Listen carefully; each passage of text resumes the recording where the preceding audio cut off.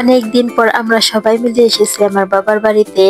আর বাবার বাড়িতে আজকে আমাদের দ্বিতীয় দিন। আজ মা আমাদের জন্য নিজ হাতে বানিয়েছে ইলিশ মাছ আর সাথে বিরিয়ানি। আর এই রান্নার সাথে মিশে আছে শৈশবের হাজারটা স্মৃতি আর মায়ের মমতা। আর এই ভালোবাসার স্বাদ কোনো রেস্টুরেন্টে পাওয়া যায় না। আসসালামু আলাইকুম সবাইকে, কেমন আছো সবাই? মা সকাল সকাল ঘুম থেকে উঠে গেছে, কেননা আজকে সে আমাদের জন্য মজার মজার খাবার রান্না করবে। সে প্রথমে 4টা ইলিশ মাছ বের করে নিয়েছে, সেগুলোকে কেটে নিল। এরপর আমার মা কিছু মুরগির মাংস বের করে নিয়েছে, কেননা ইলিশ মাছের সাথে সে বিরিয়ানিও রান্না করবে। আর মাংসগুলোকে বের করে সুন্দর করে পরিষ্কার করে ধুয়ে নিচ্ছিল। সবকিছু ধুয়ে এখন সবগুলোকে একটা বাটির মধ্যে তুলে নিবে। আজকে কিন্তু আমি আমার মায়ের কাছ থেকে নতুন নিয়মে বিরিয়ানি রান্না করে শিখে নিলাম। তোমরাও আমার সাথে সাথে শিখে নিতে পারো। এর হাতের বিরিয়ানি রান্নাটা এত বেশি মজা হয়েছিল যে কি আর বলবো। আমি তো ভাবছি এখন থেকে এইভাবে রান্না করবো। তো সর্বপ্রথম ইলিশ মাছগুলোকে ভেজে নিবে, তাই সেখানে অল্প একটু লবণ, হলুদের গুঁড়ো, মরিচের গুঁড়ো সবকিছু দিয়ে ভালোভাবে মেখে নিচ্ছিল ভেজে নেওয়ার জন্য। ওর মা ইলিশ মাছগুলোকে ভেজে নেওয়ার জন্য একটি চুলার মধ্যে কড়াই বসিয়ে দিয়েছে। সেখানে অল্প একটু তেল দিয়ে এখন দিয়ে দিবে ইলিশ মাছগুলোকে। তো ইলিশ মাছগুলো দেওয়া শেষ হয়ে গেছে। এখন কিছুটা ভাজা হয়ে গেলে সবকিছুকে উল্টে পাল্টে ভালো করে ভেজে নিবে। তো এখন মার ইলিশ মাছগুলো ভাজা হয়ে গেল, তাই এখন সবগুলো ইলিশ মাছ একটা বাটির মধ্যে তুলে নিবে। তো ইলিশ মাছ ভাজাগুলো দেখো, দেখতে তো কতটা লোভনীয় লাগছিল। এখন মা বিরিয়ানিটা রান্না করে নেবে। আর বিরিয়ানিটা রান্না করার জন্য মা আগে থেকে পেঁয়াজটাকে ভেজে নিচ্ছিল। পেঁয়াজটা একটু ভেজে নেওয়ার পর সেখানে অল্প একটু তেল দিয়ে দিয়েছে। এরপর দিয়ে দিল কাঁচামরিচ। সবকিছু দিয়ে এখন নেড়ে চেড়ে হালকা করে ভেজে নিবে। ভেজে নেওয়ার পর সেখানে একটু দিয়ে দিল লবণ। আমার হাতে এখন যে ঘিটা দেখতে পাচ্ছ, এটা কিন্তু আমার মা নিজের হাতে তৈরি করেছে।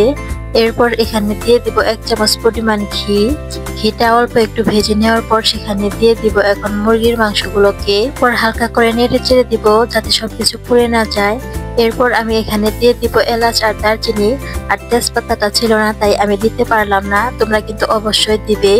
এরপর আবারও একটু নেড়ে চেড়ে সেখানে দিয়ে দিলাম আদা আর রসুন বাটা। আমি কিন্তু মার সাথে সাথে একটু কাজ করে দিচ্ছিলাম।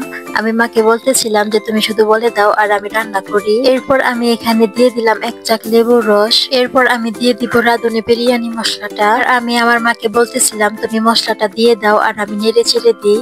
মাও তাই করতেছিল। এরপর এখানে দিয়ে দিলাম 1 পার মতো দুধ। সবকিছু দিয়ে দেওয়ার পর এখন ভালোভাবে নেড়ে চেড়ে নিব।